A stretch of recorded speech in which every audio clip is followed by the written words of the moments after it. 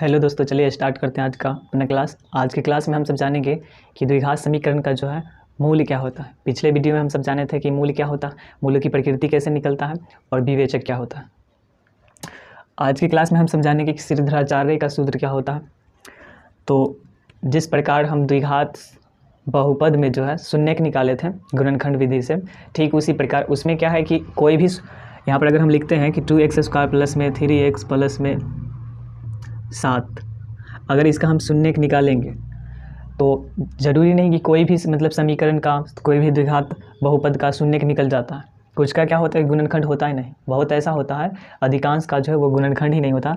तो जिसका गुणनखंड नहीं होता है तो उसको जो है हम द्विघात श्रीधराचार्य सूत्र से हम बनाते हैं। अब जैसे इसमें लिखते हैं पहला गुना तीसरा अगर करेंगे तो 7 दूना 14 हुआ, तो 14 हुआ। 14 को अगर तोड़ते हैं तो 2 से 7 हुआ, तो 2 से 7 हुआ। तो यहाँ पर 7 और 2 को ऐसे लिखना है कि जोड़ जाड़ के 3 हो और गुना करके 7 दूना 14 हो।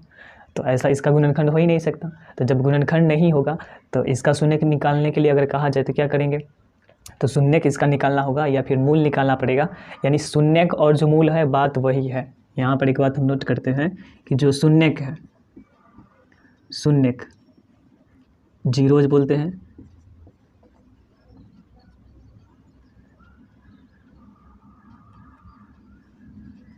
जीरोज शून्यक और मूल रूट्स, ये दोनों चीज़ जो है सेम है। द्विघात अगर द्विघात बहुपद में शून्यक होता है, द्विघात समीकरण है, तो उसमें मूल होता है। और एग्ज़ाम में जो है मूल शून्यक वो जो है खिचड़ी पक जाता है। उसमें कभी कभी द्विघात कहेगा कि द्विघात बहुपद इतना का मूल निकाले, द्विघात बहुपद इतना के मूलों का योग करे, मूलों का गुणनफल निकाले। तो ऐसे करके जो है दोनों वही चीज़ माना जाता है। हालांकि थोड़ा बहुत अंतर होता है। वो द्विघात जो समीकरण होता है ना, उस पर उसी चीज़ को जो इसको मूल बोलते हैं, रूट्स बोलते हैं, वहाँ पर जीरोज बोला जाता है। ये दोनों सेम है। इसमें जो अल्फ़ा बीटा वही है, अल्फ़ा और बीटा, क्योंकि दो ही शून्यक होगा अल्फ़ा बीटा, या दो ही मूल होगा अल्फ़ा और बीटा। तो जो समीकरण का हम इलाज वहाँ नहीं कर पाए थे, जो समीकरण को वहाँ द्विघात बहुपद में नहीं बना पाए थे, वो समीकरण को जो है श्रीधराचार्य सूत्र से बनाएंगे। जैसे ये समीकरण नहीं बना तो ये इसका गुणनखंड नहीं होगा, तो श्रीधराचार्य सूत्र से ये बन जाएगा। अभी क्या होता है श्रीधराचार्य सूत्र, जिसको बोलते हैं श्रीधराचार्य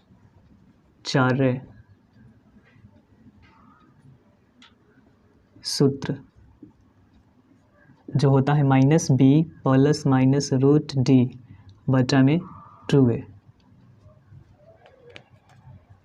श्रीधराचार्य सूत्र, इसी सूत्र को हम बोलते हैं द्विघात सूत्र, द्विघात सूत्र या श्रीधराचार्य सूत्र। तो -b plus minus root d by 2a होता है। अब इसी सूत्र की मदद से जो है कोई भी समीकरण हो जिसका गुणनखंड होगा या नहीं होगा, कोई भी गुणनखंड हो, उसको हम इस सूत्र से उसका मूल निकाल सकते हैं। तो चलिए हमारे पास जो क्वेश्चन है, समीकरण है कि √2x² प्लस 7x प्लस 5√2, इसका जो है मूल निकालना है। अब मूल निकालने के लिए हमारे पास फॉर्मूला ये है। मूल मतलब वही x का मान, अगर चर जो है, चर x में चर है तो x का मान y है, तो y का मान निकालेंगे। अब यहाँ पर सूत्र में लिखा गया है -b, तो इसमें तो b का मान पता है कि कितना है, b का मान 7 है। अब d का मान है निकालना, तो सबसे पहले जो है d निकाल लेते हैं और उसके बाद ये फार्मूला पे मान रख देंगे, बन जाएगा। तो लिखते हैं चूँकि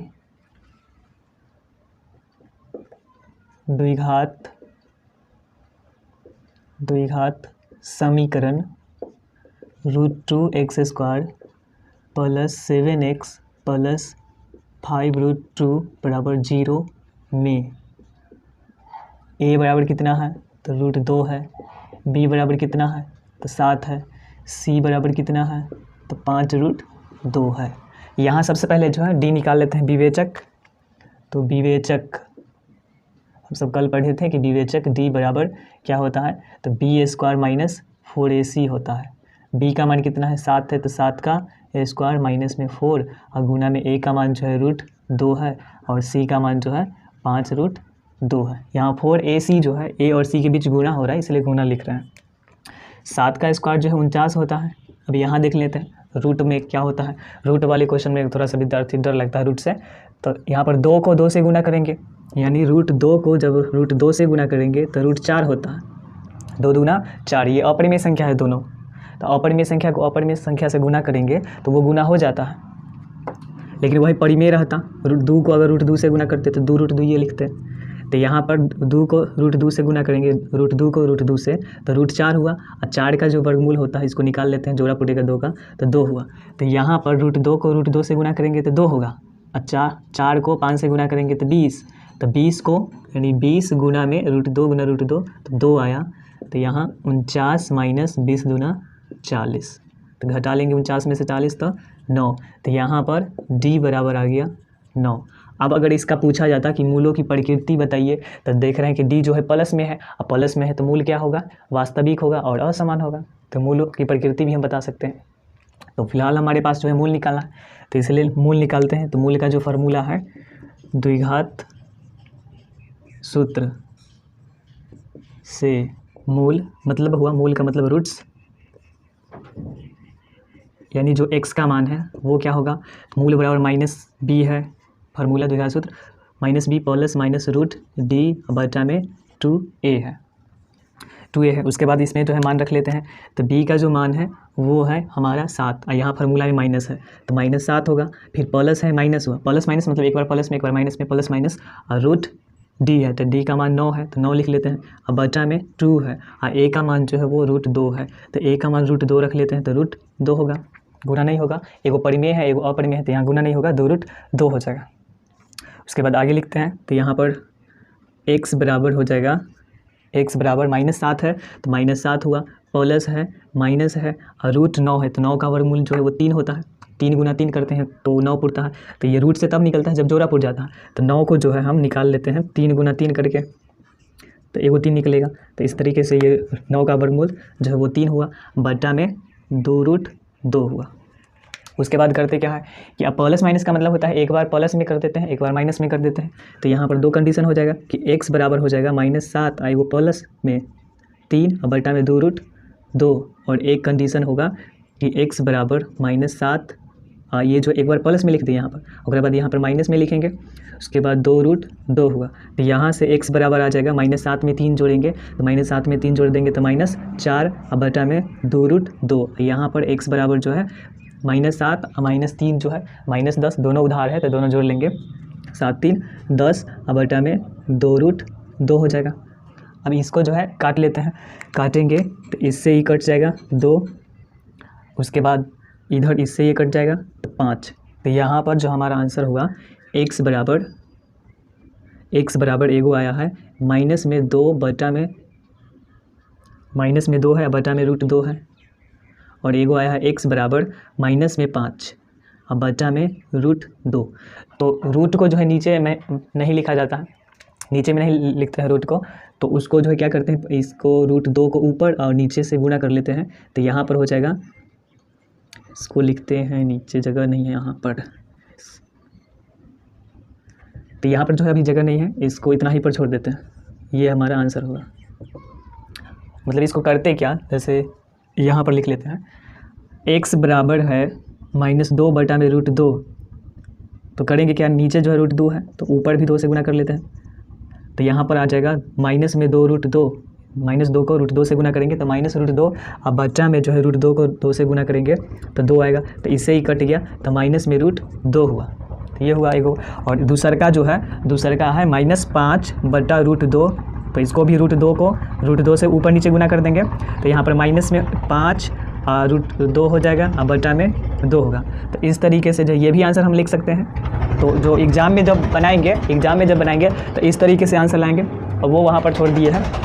तो ये हमारा आंसर है, ये जो है हमारा आंसर है। अब देखिए कि जो हमारा जो आंसर आया है इतना कि रूट 2 है, माइनस में रूट 2 है, और ये -5 रूट 2 बटा में 2 है, तो क्या ये समान है, दोनों आंसर समान है। तो वहाँ पर डी का मान जब 9 था तो हम वहाँ पर मूल क्या निकला था, असमान, मतलब भिन्न हुआ तो असमान है। अब वास्तविक का मतलब हुआ कि परिमेय भी है, इसमें अपरिमेय भी है, ये वास्तविक संख्या है। परिमेय अपरिमेय संख्या के सम्मिलित रूप को वास्तविक संख्या कहते हैं, तो ये वास्तविक संख्या है। तो इस तरीके से जो है इसको हम सॉल्व करते हैं। आई होप कि आपको समझ में आया। चलिए एक और क्वेश्चन देख लेते हैं। अभी का जो हमारा क्वेश्चन है वो लिखा गया है कि 100x² प्लस में 20x प्लस में 1 बराबर 0 है, इसका जो है निकालना है मूल। तो फिर से वही लिखेंगे बात कि द्विघात समीकरण 100x² प्लस 20x प्लस 1 बराबर 0 में a बराबर b बराबर c बराबर, तो a बराबर कितना है, तो a बराबर x² का गुणांक जो है 100 है, तो a बराबर रहा 100, b बराबर 20 और c बराबर 1, तो ये है। उसके बाद करेंगे क्या, मूल निकालने का ये फार्मूला है। इसमें हमको क्या चाहिए, तो इसमें b चाहिए, a चाहिए, d चाहिए, तो d निकाल लेते हैं सबसे पहले। तो विवेचक d बराबर फार्मूला b² माइनस 4ac होता है। b का मान कितना है भाई, तो b का मान जो है वो 20 है, तो 20 का स्क्वायर, b का स्क्वायर तो 20 का स्क्वायर, माइनस में 4 है, a का मान जो है वो 100 है और c का मान जो है वो 1 है। तो 20 का स्क्वायर कितना होता है, 20 का स्क्वायर का मतलब 20 को 20 से गुना करना, तो 20 को 20 से गुना करेंगे तो 400। उसके बाद माइनस में 400 को 1 से गुना करें, 400 को 100 से गुना करेंगे तो 400, फिर 1 से गुना करते तो 400 ही होता। तो 400 में से 400 घटा लेंगे, 400 में से 400 घटा लेंगे तो वो 0 नल हुआ, नल मतलब 0 खाली रिक्त हुआ, 0 हुआ। अब अगर हम पूछें कि मूल क्या होगा, मूलों की प्रकृति अभी क्या होगा, तो जब d का मान 0 होगा मतलब न प्लस में है, प्लस में होगा तो वास्तविक और असमान, माइनस में जो होगा तो अवास्तविक असमान, और d का मान जब 0 है तो वास्तविक या फिर परिमेय संख्या और समान होगा। यानी अभी का जो हमारा आंसर होगा, x का आंसर मूल जो होगा वो दोनों का आंसर जो भी होगा लेकिन एक समान आंसर आएगा।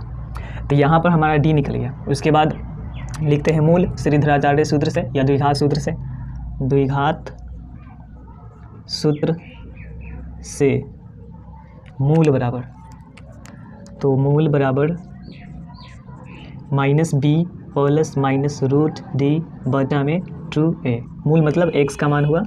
अब जो चर है ना वो x में है इसलिए हम x लिख रहे हैं, अगर y चर में रहता बहुपद या समीकरण तो y लिख देते हैं। तो यहाँ पर b का जो मान है वो b का मान है वो प्लस में 20 है, तो यहाँ फार्मूला में तो माइनस है, तो b का मान यहाँ पर माइनस 20 होगा, प्लस माइनस रूट 0, अब बचा में 2a है, तो 2 गुना a का मान जो है वो 100 है। उसके बाद आगे लिखते हैं, अब यहाँ पर x बराबर माइनस में 20 है, अब प्लस माइनस जो है रूट 0 है, तो 0 का 0, अब बचा में 2 को जो है 100 से गुना करेंगे तो 200। तो यहाँ पर जो आया x बराबर वो 200 बचा में, अब प्लस माइनस करेंगे तो 0 में जोड़ना और घटाना क्या बात वही हुआ, तो 200, तो 0 से 0 कट गया, इससे 1 कटा तो 10 हुआ। यानी यहाँ पर जो हमारा x बराबर आया वो 1/10 हुआ, 1/10 हुआ। तो अब यहाँ पर द्विघात समीकरण में मूल जो है 2 मूल है अल्फा बीटा, या शून्यक में जो है 2 शून्यक है अल्फा बीटा। तो यहाँ पर तो x का आंसर आ रहा है 1/10 है, तो 1/10 हुआ, मतलब हुआ कि जब मूल समान है मतलब x का मान जो है 2 आंसर आना चाहिए। जैसे पहले क्वेश्चन में 2 आंसर आया था, x का 2 आंसर, तो इसका मूल 2 होगा।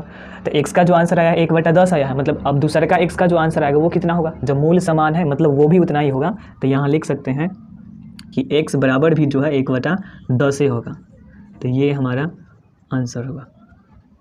यानी मूल जब समान पहले ही पता हमको चल गया था, पहले ही पता चल जाएगा ये मूलों की प्रकृति से कि क्या होने वाला है, मूल के साथ क्या होगा, ये पहले से पता चल गया। मूल यहाँ पर समान है, तो इस तरीके से जो है हम द्विघात समीकरण का जो है मूल निकालते हैं, श्रीधराचार्य सूत्र का प्रयोग करते हैं। ये सूत्र जो है ये रामबाण है। इसमें करना क्या है कि ये सूत्र से कोई भी समीकरण हो, कोई भी द्विघात समीकरण हो तो उसका हम मूल निकाल सकते हैं। जिसका गुणनखंड होगा तब पर भी निकलेगा, गुणनखंड नहीं होगा उसके बाद भी निकलेगा।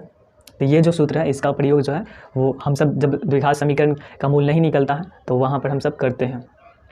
तो आई होप कि आपको ये दोनों क्वेश्चन समझ में आया होगा। तब तक के लिए जय हिंद, आपका दिन शुभ हो।